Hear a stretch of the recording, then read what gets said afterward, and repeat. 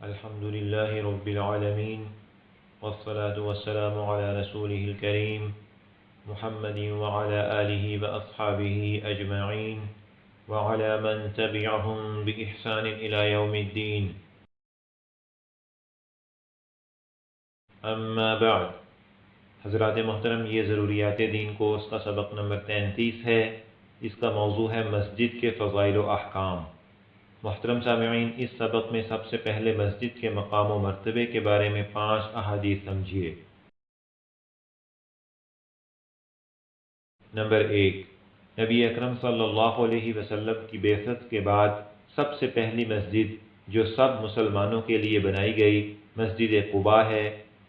مدینہ منورہ ہجرت فرما کر آپ صلی اللہ علیہ وسلم نے سب سے پہلے مسجد قباء تعمیر فرمائی، اور اس کی تعمیر میں نبی اکرم صلی اللہ علیہ وسلم صحابہ کرام رضی اللہ عنہم کے ساتھ خود پتھر اٹھا کر لائے۔ نمبر 2، نبی اکرم صلی اللہ علیہ وسلم نے ارشاد فرمایا، اللہ تعالیٰ کے ہاں سب سے زیادہ پسندیدہ جگہیں مسجدیں ہیں اور سب سے زیادہ ناپسندیدہ جگہیں بازار ہیں۔ نمبر 3، نبی اکرم صلی اللہ علیہ وسلم نے مسجد کو اللہ کا گھر فرمایا ہے۔ نمبر 4، 7 آدمیوں کو قیامت کے دن سایہ ملے گا، ان میں سے ایک وہ بھی ہے جس کا دل مسجد میں اٹکا رہے۔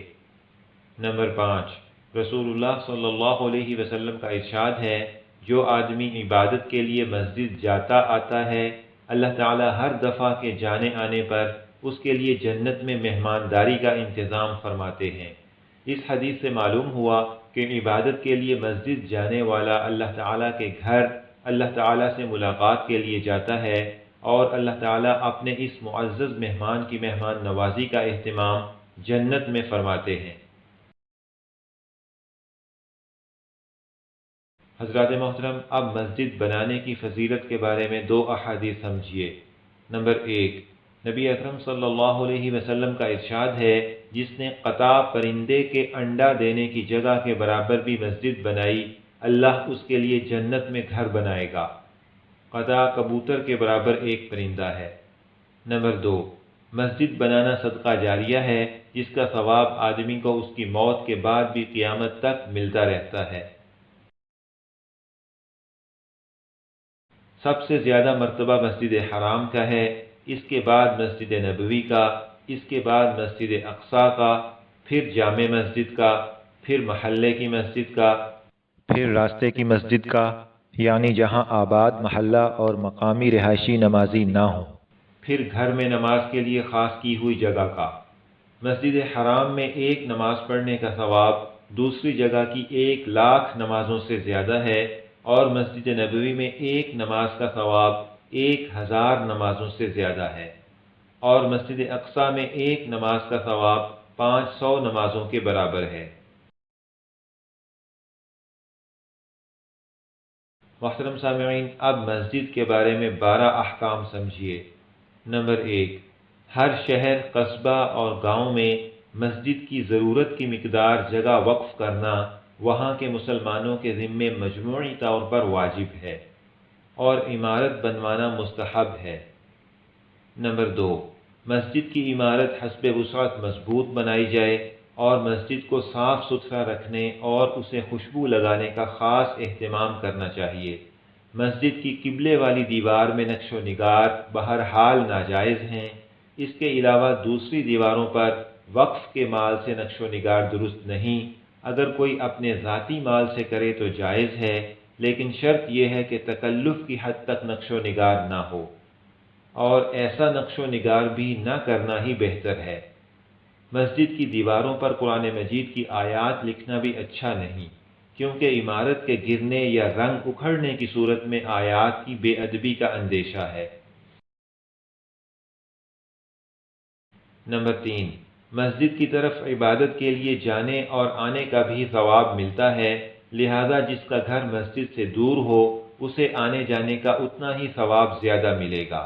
بنی سلیمہ قبیلہ مسجد نبوی سے دور رہتا تھا، انہوں نے چاہا کہ مسجد کے قریب رہائش اختیار کر لیں، تو آپ صلی اللہ علیہ وسلم نے فرمایا، یا بنی سلیمہ دیارکم تکتب آثارکم، دیارکم تکتب آثارکم، مطلب یہ کہ بنی سلمہ اپنے گھروں میں رہو، تمہارے قدم لکھے جاتے ہیں، اپنے گھروں میں رہو، تمہارے قدم لکھے جاتے ہیں۔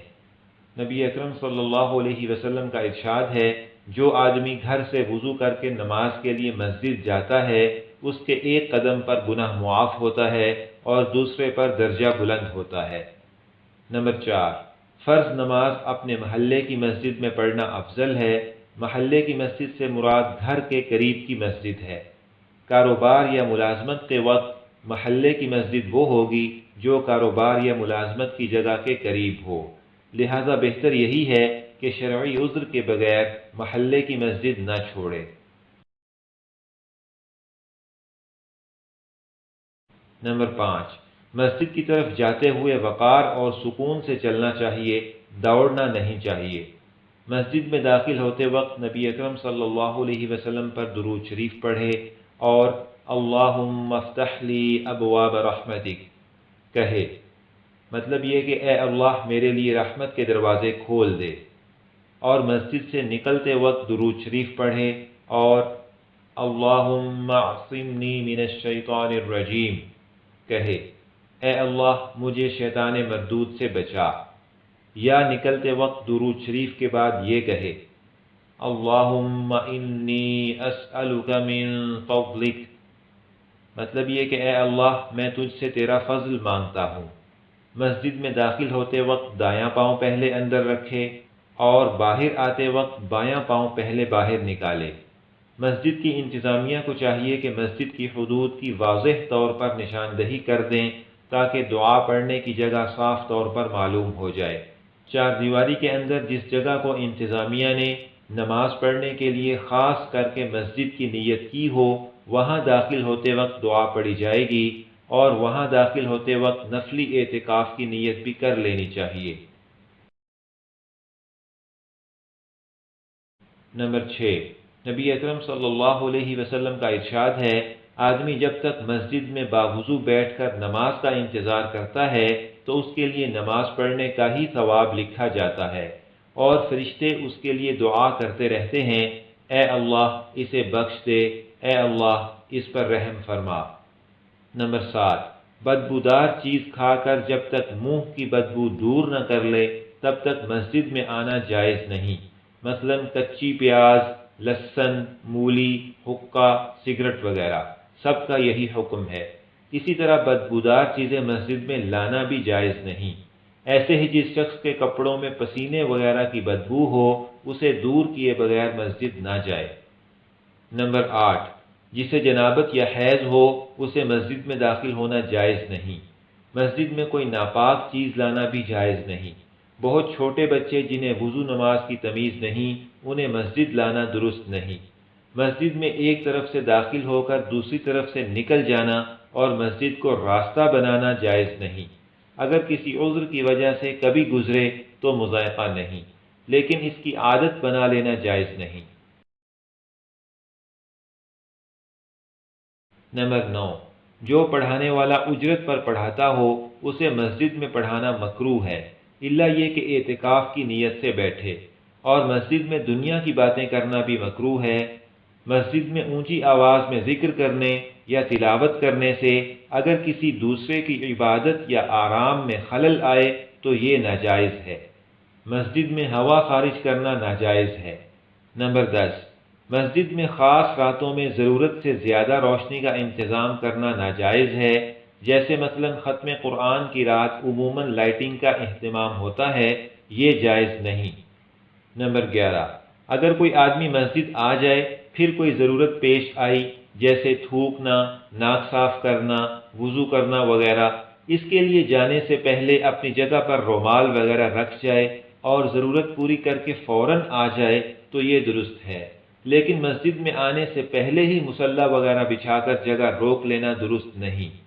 نمبر 12، رسول اللہ صلی اللہ علیہ وسلم نے گھروں میں بھی مسجدیں بنانے اور انہیں صاف رکھنے اور انہیں خوشبو لگانے کا حکم دیا ہے، لہذا مستحب ہے کہ آدمی اپنے گھر میں ایک جگہ خاص کر لے جہاں نوافل وغیرہ ادا کیا کرے اور اس کی صفائی اور خوشبو کا اہتمام کرے، لیکن اس جگہ پر مسجد کے سارے احکام جاری نہیں ہوتے، مثلا حیض والی اس جگہ جا سکتی ہے، لیکن مسجد میں نہیں جا سکتی۔ حضرات محترم، یہاں پر ضروریات دین کورس کا سبق نمبر 33 مکمل ہوا۔ انشاءاللہ تعالی سبق نمبر 34 کا موضوع ہوگا نماز وتر کی فضیلت اور طریقہ۔ اللہ تعالیٰ سے دعا ہے کہ ہمیں مسجد کے آداب کی پوری رعایت کی توفیق دیں، آمین۔